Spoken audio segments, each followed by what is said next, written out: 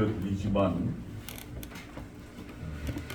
배우는 자세로 그만 움직이세요. 자꾸 움직이면 안 돼. 배우는 자세로 잘 받으셔야 돼. 배우는 자세. 여러분들이 오늘도 뭐 이렇게 찬양 인도하고 같이 부르고 이렇게 하는데 이 음이라고 하는 것은 음이라고 하는 것은 우리가 자신이 자기 높낮이의 음을 그대로 내는 게 아니라 하나님 앞에 찬양은 내가 가지고 있는 최고의 발산이에요. 그래서 인도자들은 준비기도 없으면 인도자는 항상 기도가 영적으로 제일 중요한 게 하나님이 바로 영이시기 때문에 인도자는 기도로 준비하지 않으면 이 앞에 서는 게 힘든 거예요. 이 뭐 조그마한 강단이지만 여러분 우습게 보시면 안 돼. 하나님 앞에 서는 거예요. 하나님 앞에.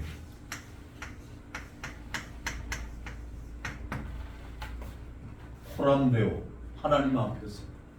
그래서 힘든 거예요. 아무나 다 하고 여기 다 서는 분은 누구나 다 할 수 있어요. 그런데 여러분 항상 찬양 인도자는 하나님 앞에 어떻게 되느냐? 여러분들 배우는 자세로 잘 받아들여야 돼. 하나님 앞에 원키대로 불러야 되는 거예요. 찬양을.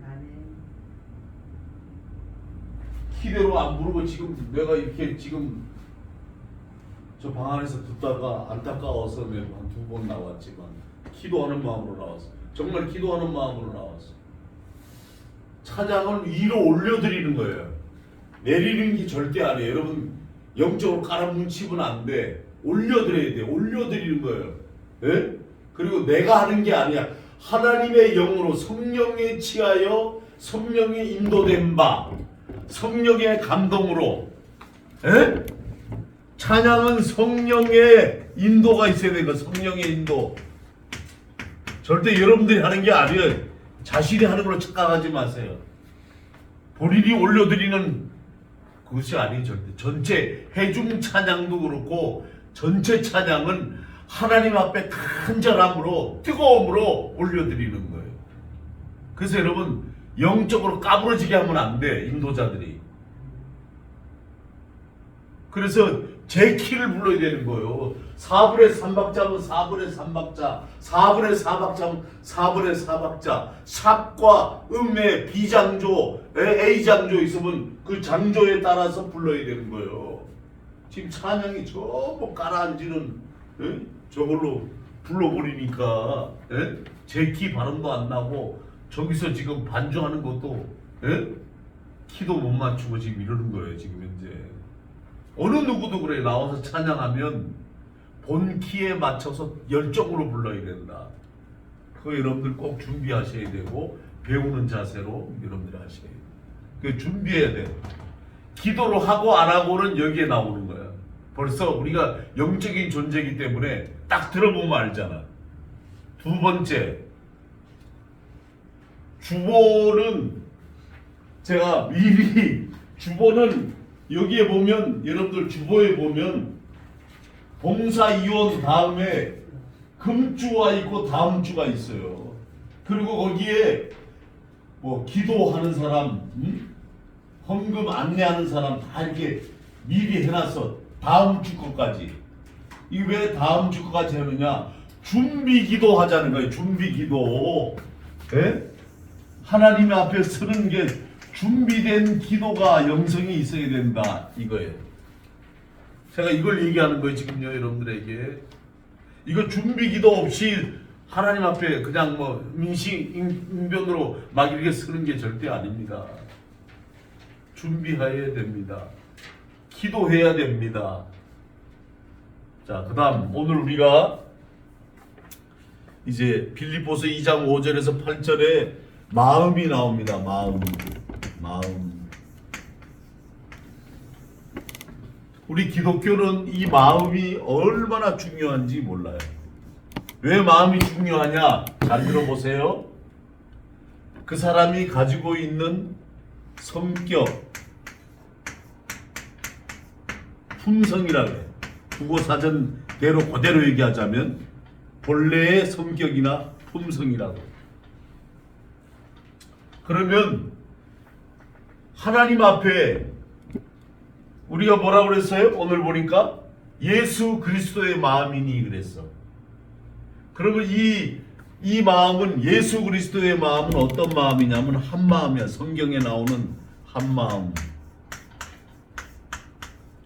구약 이스라엘 백성이 하나님의 인도함에 전부 한 마음이 되었더라. 한 마음은 하나님의 뜻대로 내 뜻이 아니고 하나님의 뜻대로 준행하는 마음이에요. 준행하는 마음.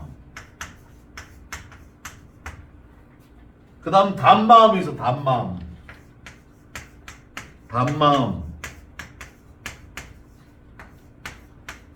이 단마음은 바로 하나님이 인정하시는 마음이야. 하나님의 인정을 인정하시는 마음이에요.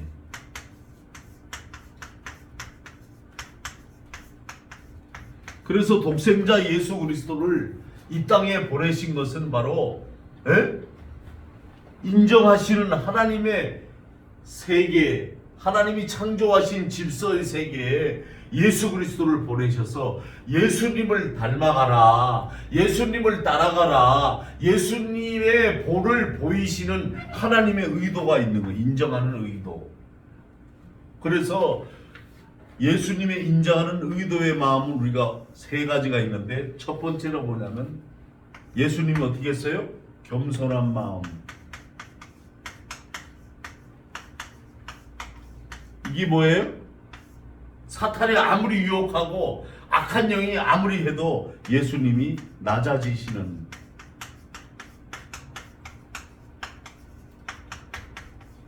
모습이에요. 두 번째 마음은 뭐예요? 사랑하는 마음이에요. 사랑의 마음. 예수님이 어린아이를 내게 오는 것을 막지 마라 그랬어요. 금하지 말라. 어린아이서부터 노년까지 예수님은 영혼을 엄청 사랑하셨어요. 영혼을.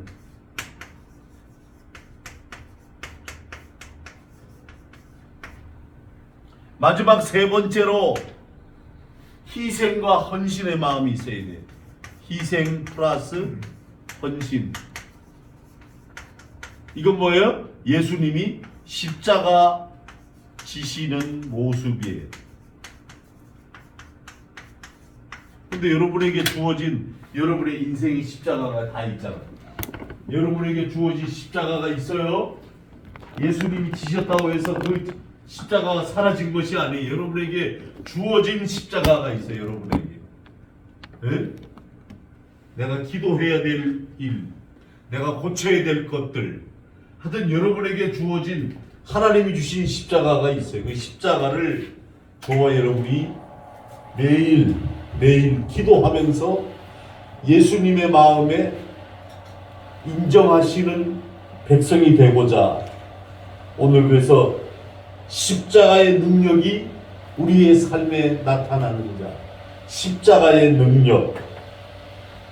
이 빌립보서는 여러분 성경 전체에, 이거 마이크를 안 껐네요.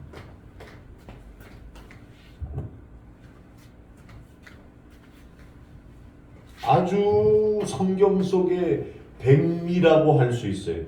여러분 쌀 중에 아키바리 있죠. 아키바리 쌀이 맛있잖아, 그죠?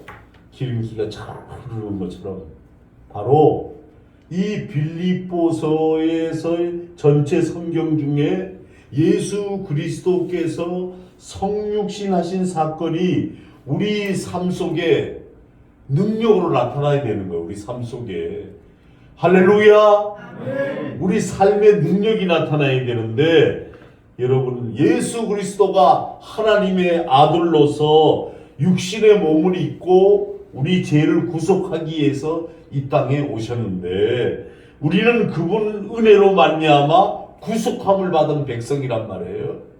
그러면 예수님의 성육신 사건이 오늘 우리 생활 속에 성령의 능력으로 뜨거워야 되는 거예요. 간절해야 되는 거예요. 간절해야 돼요, 여러분.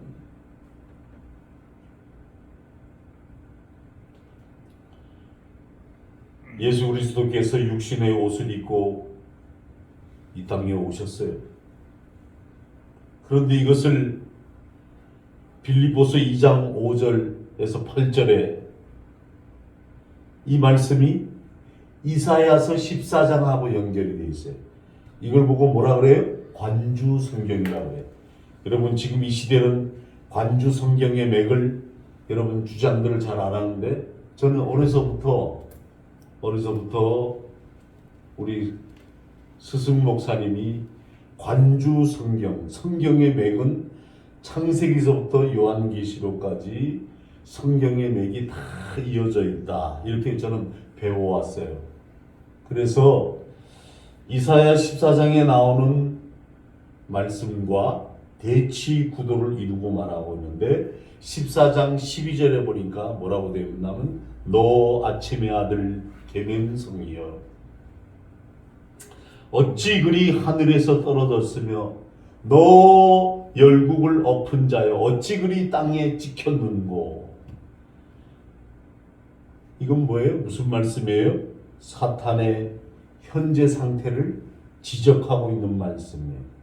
근데 그 다음에 보니까 내가 내 마음에 이르기를 내가 하늘에 올라 하나님의 무별 위에 내 자리에 높이리라. 내가 북극 지폐 산 위에 앉으리라. 어둠의 권세를 잡은 자인 사탄의 가장 중요한 속성은 높아지는 겁니다. 잘 들으세요, 여러분. 높아지려고 하면 안 돼. 교회 안에서는 낮아져야 돼. 에덴 동산 시절부터 사탄은 항상 우리 속에 높아지고자 으뜸이 되고자 하는 욕망을 역사합니다. 욕망으로. 그래서 겸손하려고 하지가 않아요. 교만이 아주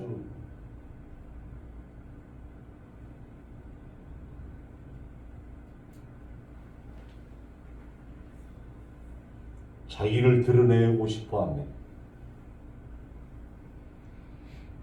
정도의 차이일 뿐이지 우리 모두는 이런 속성을 가지고 있어요. 허세도 부려요.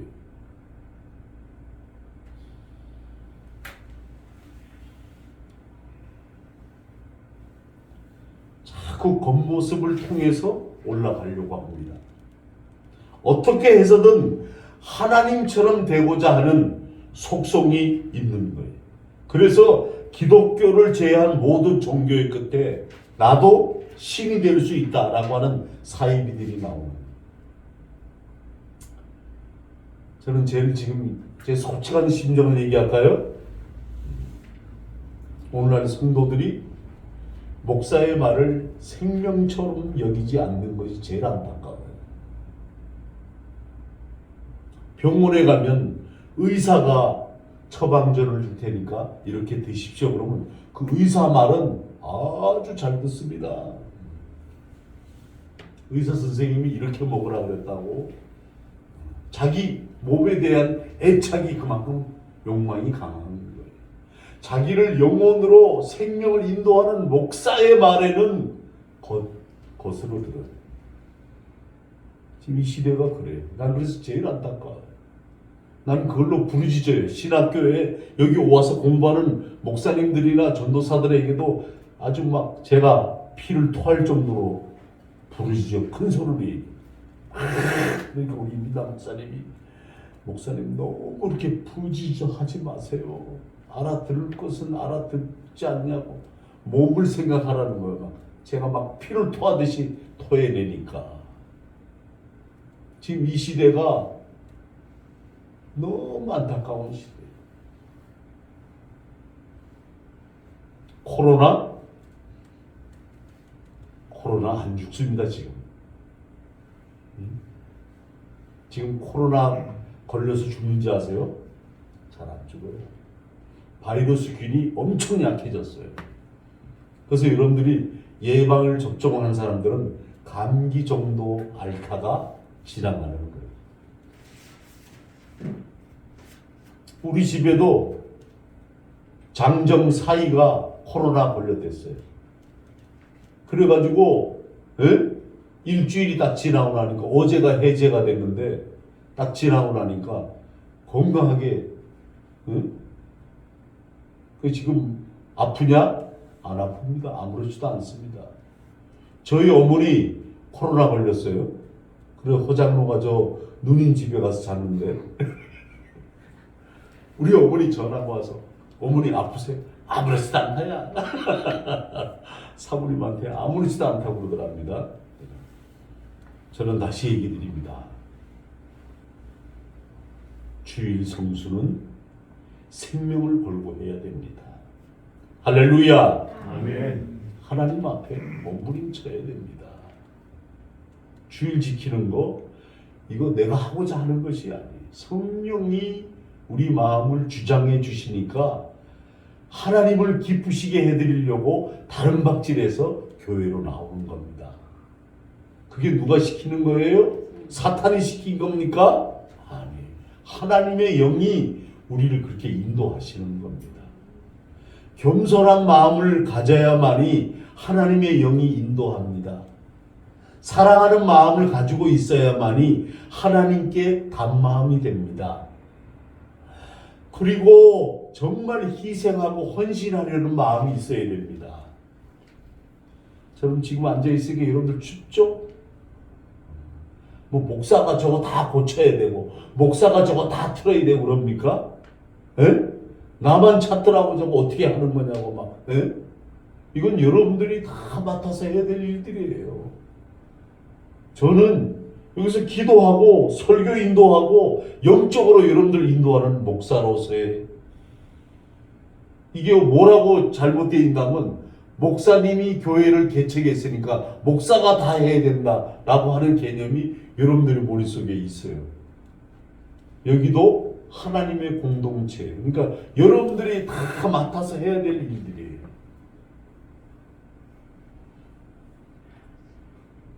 유년주일학교 오늘 애들이 다 나왔어요.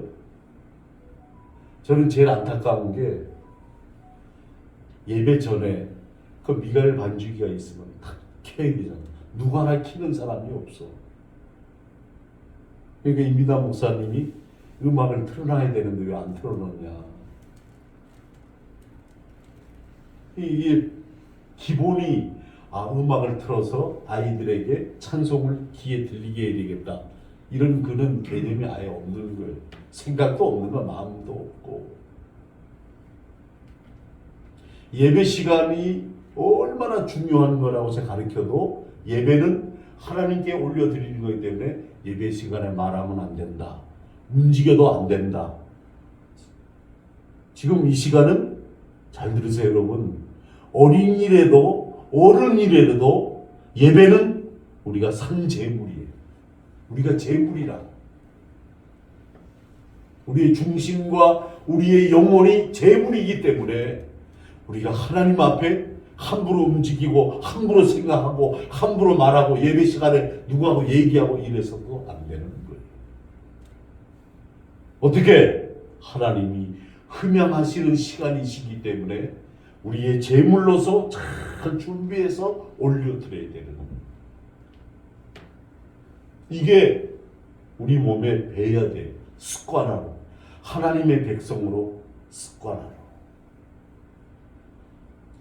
오늘 여러분 예수 그리스도는 사람이 욕망을 갖는 것과 반대로 낮아지셨습니다. 그분이 낮아지시니까 하나님이 그분의 보좌 우편에 앉으셨다고 했어요. 바로 이와 같은 원리입니다. 우리가 우리의 삶의 원리가 되어야 됩니다. 자꾸만 자기 자신을 낮추어야 합니다. 어저께 제가 상담학교 다들 모였는데 사랑의 교회 오카람 목사님 소천하고 오정현 목사가 극동방송에서 이르더라고요.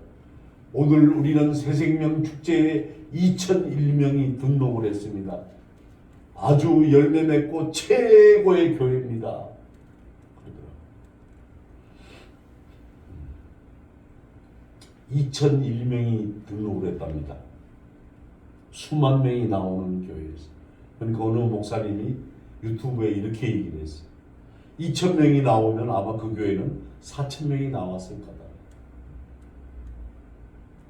왜냐하면 저 사람이 교회를 나와? 나 이 교회 나가지 말아야지.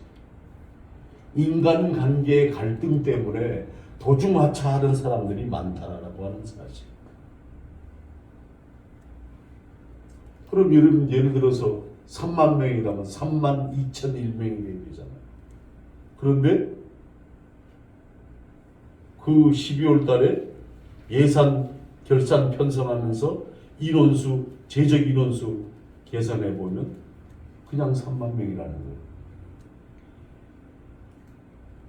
왜 그래요?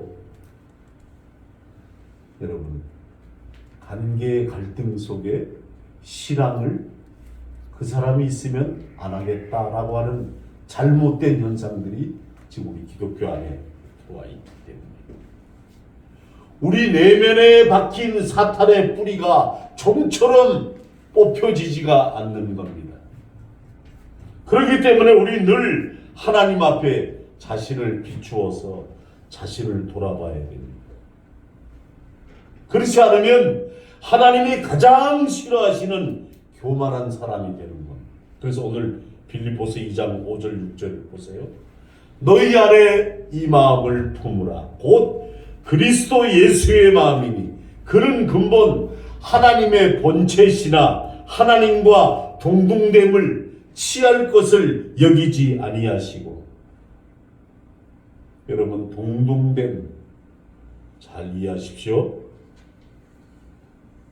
동등됨 신약 헬라어로 기록되어 있기 때문에 헬라어 체계에서만 표현이 가능한 개념인데 하나님의 본체에서 본체는 헬라어로 몰페 또는 모르페라고 되어 있습니다. 이것은 하나님의 본질이 내적으로 소유했다는 뜻입니다.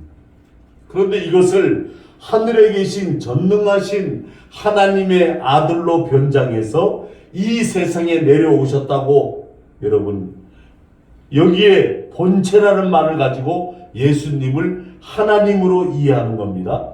그래서 우리 기독교에서는 삼위일체 숫자적인 개념에 맞추기 시작합니다. 하나님은 한 분인데 성부, 성자, 성령 역할이 그때그때 달라지는 겁니다. 십자가를 지시기 전에 겟세마네 동산에서 예수님이 기도하시던 장면을 생각해 보세요. 예수님이 이렇게 기도합니다. 아버지여, 만일 아버지의 뜻이거든 이 잔을 내게 옮기시옵소서. 누가복음 22장 42절의 말씀. 기도하시고는 바로 하늘로 갔습니다. 하나님의 본체, 즉 모르페, 하나님의 본질이 내적으로 같이 소유했다. 예를 들어 아들하고 아버지하고 하나입니다. 숫자적인 개념이 아니라 질적인 개념을 의미합니다. 모르페, 예수 그리스도가 하나님의 본질을 가지고 계신다. 이 말. 태초에 말씀이 계시니라. 창세기 1장 1절에 태초 원문을 가지고 비교해 보면 요한복음 1장 1절에 태초, 시작이 없는 태초를 말합니다. 시간적인 개념사에서 태초를 말하는 것이 아니고 창세기 1장 1절의 태초는 시간적 개념으로 있는 것으로 역사의 시초를 의미하는 겁니다. 그러면 여러분 우리가 이분은 누구인지 그는 누구이며 하나님은 누구인지를 여러분 헷갈리지가 않는 거예요. 예수님을 가리키고 있는 거예요. 그 안에 생명이 있었으니 이 생명은 사람들의 빛이라. 여러분, 우리가 빛입니까? 여기 본문에는 사람들의 빛이라고 했어요. 그는 이 빛이 아니요 이 빛에 대하여 증언하러 온 자라. 참 빛 곧 세상에 와서 각 사람에게 비치는 빛이 있었으니 그가 세상에 계셨으며 세상은 그로 말미암아 지은 바 되었으며. 빛 예수 그리스도입니다. 그래서 여러분, 우리가 빛된 삶을 사는 것은 내가 사는 게 아니라 예수가 내 몸 안에, 예수의 영이, 성령이 내 속에 역사하면 빛된 은혜의 삶이 되는 겁니다. 성령이 나를 빛되게 하시는 거예요.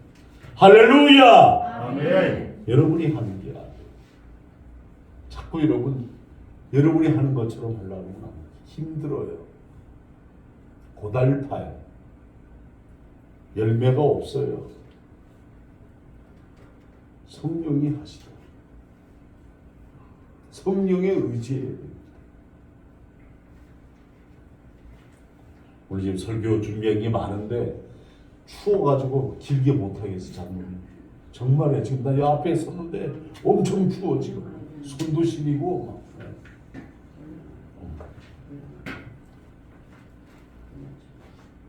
아, 왜 그래요? 돌린다고요. 자, 이제 본문으로 갑니다. 2장 6절 보세요. 2장 6절. 그는 근본 하나님의 본체시나 하나님과 동등됨을 취할 것으로 여기지 아니하시고. 자, 동등 얘기합니다. 헬라어 말로 이소스라고 합니다. 다른 말로 하면 이소메르 이렇게 얘기하는데, 몰페루 단어와 여러분 속성이 같다는 이 이소스는 화학적 성품 중량을 동일하나 안 동일하나 이렇게 여러분 저울에 달아보잖아요. 근데 그런 뜻이에요. 동등됨을 취할 것으로 여기지 아니하시고. 이소스, 예수 그리스도와 하나님이 같은 속성을 가지고 계시지만 두 분이 입고 있는 구조가 다르다는 것이에요. 이 땅에 오셨다는 그분 예수님 영광을 버리고 이 땅에 오셨는데 요한복음 17장 4절에서 5절에 보니까 아버지께서 내게 주신 일을 내가 이루어 아버지 이 세상에 영화롭게 하였사오니 아버지여 창세전에 내 아버지와 함께 가졌던 영화로서 지금도 아버지와 함께 나를 영화롭게 하옵소서. 이 기독교적으로 은혜요 기쁨이요 승리를 무엇인지 가르쳐 주는 겁니다. 예수님은 창세전에 하나님의 영광의 자리에 계셨습니다. 그런데 그 영광을 버리고 이 땅에 오셨다 이 말씀입니다. 아버지께서 내게 하라고 주신 일, 잃어버린 하나님의 백성을 구원하는 일인데 왜 예수님이 직접 이 땅에 오셨을까? 모든 사람이 죄를 범하였고 하나님의 영광에 이르지 못하였다고 그러면 로마서 3장 23절. 제가 이제 카톡으로 고린도전서 10장 31절 너희가 먹든지 마시든지 무엇이든지 다 주 너희 하나님 영광을 위하여 하라 라는 구절을 아주 칼라틱하게 해서 쫙 보내봤어요. 제 핸드폰 안에는 한 300명이 들어있습니다. 거의 다 목사들입니다. 그런데 아주 보내기 무섭게 답장이 오는 1번 타자는 우리 김준철 장로님이십니다. 아주 뭐 보내기 무섭게 우리 장모님은 아멘 하고 와요. 또 다른 목사님들도 우리도 임빈남 목사님은 임마누엘 하고 와요. 예? 근데 허장로는 알아. 왜 그럴까? 관심이 없다는 얘기입니다. 또 이경순 전도사 안 와. 안 온다고 내가 뭐라고 한마디 해줬어. 너는 왜 목사가 이렇게 카톡을 보내면 답장이 없냐 하니까 아 그래요 목사님 제가요 카톡을 잘 안 열어보거든요. 그러더니 한 2번 인사가 오더라고. 그러더니 안 와. 요새는 안 와. 우리 김복동 안수집사님은 보내면 감사합니다 목사님하고 꼭 와. 예? 근데 안 오는 것들이 있단 말이야. 안 오는 것들한테 안 보내야 되나? 있잖아요. 우리 신학교 나오다가 안 나오는 한정아, 김덕배 전도사 2사람이 있어요. 제가 줄기차게 보내요. 답장이 없어 지금까지. 그래도 계속 보내는 거예요. 아 예수님이 이런 마음이시겠다. 안 나오니까 안타까워하고 관심을 갖고 이런 마음일 것이다 분명히. 그래서 제가 줄기차게 지금도 보내요. 예수 그리스도께서 친히 오신 겁니다. 레위기 16장에 보면 양 2마리를 택하여 끌고 제단으로 가기 전에 양 머리에 안수를 합니다. 안수라는 히브리 말로 우리나라 말로 하면 밀어넣다라는 뜻이에요. 내 죄를 전가시킨다 이 말이에요. 예수 그리스도가 이 땅에 어린 양으로 오셨습니다. 그런데 세례 요한은 세상 죄 지고 가는 어린 양을 보라.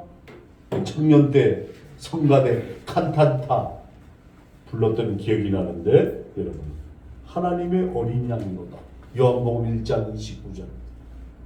우리가 마땅히 짊어지고 죽어야 할 그 죄를 그 하나님 아들에게 밀어 넣은 것입니다. 죄를 전가시킨 겁니다. 12월 달 성탄절 아주 반갑게 25일 주일날입니다. 지금 오늘 어떻게 준비하고 있는지 안 하고 있는지 몰라도 우리 유년주일학교가 25일날 꼬맹이들이 앞에 나와가지고 아마 발표할 겁니다. 연습하고 있는지 모르겠어요. 연습하라고 그랬는데 또 애들하고 같이 선생이 그냥 게임이나 같이 하고 있으면 곤란한데 이따가 데려다 봐야 될 것 같은데. 아버지께서 내게 하라고 주신 일 내가 이루어 아버지 일을 이 세상에서 영화롭게 하셨사오니라고. 그럼 이 세상에서 하나님을 영화롭게 했다는 말은 무엇을 의미합니까? 영광이라는 말이 여러분들 히브리 말로 뭔 말인지 아세요? 도케오. 한국말로 뭔지 아세요? 독사입니다. 독사. 독사. 울면 죽는 독사잖아요. 도케오. 근데 여러분 한국말로는 독사지만 이 도케오라는 말을 우리나라 말로 딱 해석하면 뭐로 나타나면 나타나다, 보이다 이런 뜻이. 영광이 나타나다, 영광이 보이다. 우리를 통해서 하나님은 영광을 나타나게 하시고 보이게 하려고 그러니까 보이게 하나님의 사랑을 보이게 하나님의 말씀을 실현해서 보이게 하려고 좋은 것은 보이는 겁니다. 저는 여러분 보세요. 앞에 트리를 막 가서 막 샀어요. 왜? 요번 성탄절은 특이할 것 같아. 왜? 코로나가 좀 약해졌으니까 좀 기쁜 성탄절이 되게 하자. 요거 큰 거 2개, 작은 거 유년주일학교에 2개. 아마 저거들이 아까 꾸미더라고 막. 2팁으로 나눠서 꾸미라고 했더니 막 지네들이 막 꾸미고 있더라고요. 여러분 좋아 보이잖아요. 좋아 보이는 것은 눈에 좋은 것이 보이는 겁니다. 우리 교회가 우리 예수인 장로교회가 7년 됐습니다. 8년으로 접어들고 있습니다. 2023년도 이제 이게 목회사역 이게 슬로건도 바뀔 겁니다. 이제 오늘 제가 붙일 건데 기도해서 준비한 겁니다. 그냥 제가 늘 기도하러 옵니다. 왜? 2023년도는 이사야서 6장의 말씀처럼 일어나 빛을 발하는 예수인이 되자, 이런 뜻입니다. 일어나 이제 빛을 발할 때가 됐습니다. 아니, 사랑의 교회만 새생명 축제에서 2,000명 모이고 우리는 새생명 축제 안 하면 못 모이는 겁니까?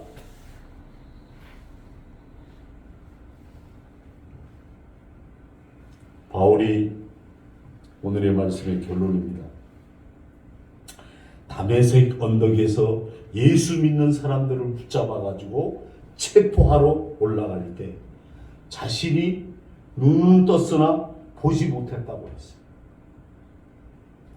그것이 정확한 우리 인류의 상태입니다. 바울이 초자연적인 강력한 빛이 위에서 어두웠던 눈이 비늘 같은 것이 벗겨지면서 부활의 주님을 만납니다. 하나님께 영광을 돌린다는 말을 나타나 보이면서 그분께 옳은 가치가 어떤 것인가를 이 바울이 돌아갑니다. 바울이 여기서 말하고 싶은 것도 예수님이 요한복음 17장에서 말씀하고 싶으신 것도 하나님 앞에 영광으로 나타나야 합니다. 눈이 벗겨졌다는 것은 여러분 구별하는 믿음이 딱 생겼다 이겁니다. 눈이 열리고 입술을 통해서 고백하고 하나님 하신 일에 제대로 고백하는 것, 그것이 바로 영광입니다. 십자가에 죽으신 그 자체가 여러분 바로 우리를 위한 영광입니다. 영적인 시험이 있어요. 사탄이 떡의 문제로 물질적인 시험을 먼저 예수님에게 걸었어요. 이 시험은 오늘날 우리들에게 얼마나 많이 찾아오는지 모릅니다. 지금 여러분 목회자들이 다단계, 비트코인, 화장품 다단계 이런 데 가서 그냥 돈 벌려고 그냥 가서 열심히 일해서 땀 흘려서 돈을 벌지. 그거 쉽게 벌리는 줄 알고 누군가를 피해를 주는 일인데도 정신을 못 차리고 데 가서 돈을 벌려고 그런단 말이에요. 물질적이라는 시험이라는 것은 하나님의 자리에 다른 것을 갖다 놓는 겁니다. 물질적 시험. 하나님의 자리에 하나님이 계셔야 되는데 다른 것을 갖다 놓는 거예요. 두 번째, 영적인 시험. 예수님은 주 너의 하나님을 시험하지 말라고 했어요. 여러분, 우리가 고통당할 때 하나님은 침묵하실 때가 있습니다. 그러면 우리는 하나님이 왜 가만히 보고만 계시는지, 왜 도와주시지 않는지 불평에 부정적인 말이 나올 때가 있습니다. 이것이 바로 시험입니다. 하나님은 우리 인생을 설계하고 계획하셨기 때문에 우리가 모르는 처음과 나중을 모두 알고 계시는 분이신데, 그런데 우리는 그 하나님을 더 의탁하고 신뢰하면서 하나님의 때를 기다리지 못하고 하나님을 자꾸 더 혼란스럽게 만듭니다. 마지막 시험 뭐예요? 사명에 대한 시험입니다. 사명. 여러분들이 지금 가지고 있는 사명이 다 있습니다. 장로님, 권사님, 목사님, 선교사님 다 사명이 있단 말입니다. 근데 여러분 시험합니다. 그것은 시편 2편에 이미 메시아에 대한 예언되었던 일입니다. 사탄이 말씀을 가지고 들이밉니다. 사탄은 우리가 끄떡도 하지 않을 것을 여러분 들고 덤벼드는 것이 아니라 우리가 솔깃한 만한 것들을 가지고 유혹을 합니다. 예수님은 천하 만국을 갖기 위해서가 아니라 십자가를 지기 위해서 오셨습니다. 예수님이 베드로에게 사탄아 내 뒤로 물러가라 너는 나를 넘어지게 하는 자로다. 마태복음 16장 23절에 예수님이 지적을 했습니다. 베드로가 사탄이란 얘기가 아니라 베드로가 생각하는 방법, 사탄적인 방법이라는 뜻입니다. 그러면 어떤 것이 사탄적인 방법일까요? 십자가의 방법 외에 쉬운 길을 가도록 유혹하는 것입니다. 쉬운 길 가. 여러분, 저는 우리 장 교수님이 우리 장성태 교수가 우리 합동측 오픈도 선교회를 지금 하고 저희가 오픈도 선교회 같이 기도도 하고 헌금도 보내고 선교비도 보내고 제 개인적으로 하고 있는 핸드폰으로 오픈도어가 기도해달라고 박해에 대한 것이 쫙 오는데 거기 보면 우리 동남아의 베트남, 캄보디아, 태국, 필리핀 여기서 여러분 예수 믿는다는 것으로 여러분 핍박을 받고 집이 불이 타고 여러분 동네에서 돌로 맞고 막 이런 핍박 박해가 얼마나 많냐면 작년에 1900건이었다면 올해는 4600건이었습니다. 얼마나 사탄이 그래도 그 핍박을 받는 그 형제들이 그 선교사들이 뭐라 그러는지 아세요? 주님의 은혜 기쁘다 감사하다. 여러분 거기서 놀랐습니다. 우리가 넓고 편안한 길을 가도록 등을 떠밉니다. 나한테 절만 하면 꿈뻑만 하면 다 주겠다는데 뭐 그렇게 어렵게 가려고 하냐고 사탄이 타협을 갖자고 합니다. 세상은 조금만 비겁하게 살면 편하게 살 수 있는 시대가 지금 이 시대입니다.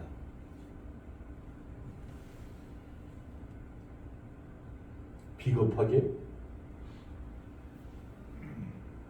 정말 우리의 현실에서 조금만 비겁하면 눈 한번 딱 감으면 얼마든지 편하게 살 수 있어요. 그러나 이 세상에 어둠의 권세를 잡은 자가 우리로 하여금 십자가의 길을 주님 성수하고 주일 성수하고 주님 앞에 예배의 길을 나오는 길을 피하게끔 몰고 가는 유혹, 영적 유혹, 나에게 주어진 사명의 유혹을 못 가게끔 예수님은 십자가의 길을 택하셨는데 육신의 몸을 입고 이 땅에 오셨는데 베드로전서 2장 21절에 이를 위하여 너희가 부르심을 받았으니 그리스도를 너희를 위하여 고난을 받으사 너희에게 본을 끼쳐 그 자체를 따라오게 하시려 하시나니 예수님이 우리에게 본을 끼치셨다고 말하고 있어요. 본 글씨 처음 배울 때 점선 따라서 이렇게 글자를 따라 쓰지 않습니까? 점선을 따라 글을 쓰다 보면 글자를 익힙니다. 그리고 글씨도 또 잘 쓰게 됩니다. 그리고 옷을 만들 때 본을 만들어 놓고 본을 따라 천을 따라 여러분 바느질합니다. 이것을 본이라고 합니다. 예수님이 육신의 옷을 입고 오신 것은 우리가 그분을 본받게 하려 하시며 성도된 우리가 그 십자가의 방법을 피해 살려고 그것을 죽음의 길로 가는 것입니다. 매일 매 순간 예수 그리스도의 본을 따라 살아감으로 십자가의 능력이 바로 하늘나라의 복된 그리스도인이 되시기를 주님의 이름으로 축원합니다. 기도하겠습니다. 아버지 하나님,